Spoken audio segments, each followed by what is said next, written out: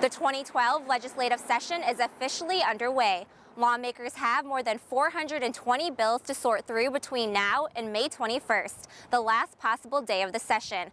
However, one bill in particular has already received plenty of attention. The charter school bill that we have this session is kind of an evolution of last year's charter school bill.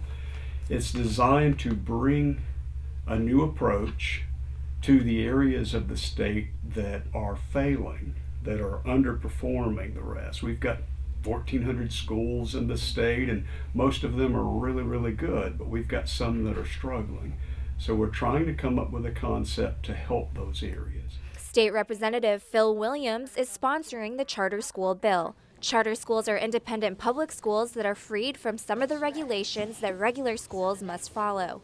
For example, a charter school could allow people to teach without teaching certificates, hold classes 6 days a week, or not offer transportation. However, in exchange, these schools are required to produce certain student achievement outcomes. The traditional public schools have a lot of rules and regulation from Montgomery that dictate to them how to run their day.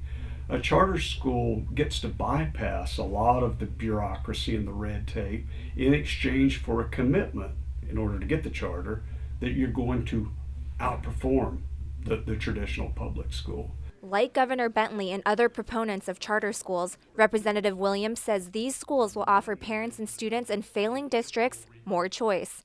However, the Alabama Education Association says because charter schools can set their own rules, not all children in those areas would benefit.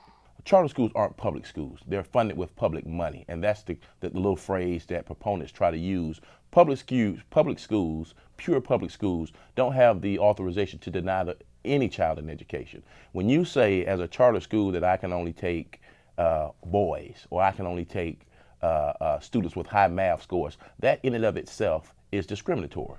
If we're talking about the betterment of all children, then even proponents of charter schools can't say that that's the answer, because charter schools basically pick and choose the students they want, and if they don't, it's written in the charter. Representative Williams acknowledges that not every child would get to attend a charter school, but says that shouldn't be a reason to oppose them. It's time in Alabama, and I've heard a lot of people say this, not just Republicans, that it's time that we broaden our vision, that we try different things. I've got a school that has failed AYP 7 out of the last 8 years.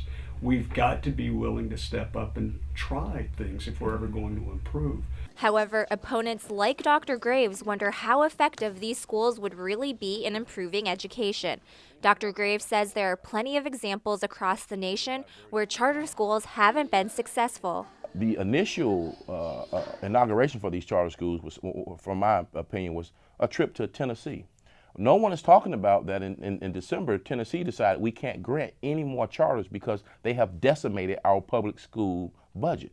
No one talks about New Orleans, where 1 out of every 10 charter schools succeed, but the other 9 fail. And the funding for these schools is another concern for opponents like Dr. Graves. They say these schools will divert money away from an already cash-strapped education trust fund.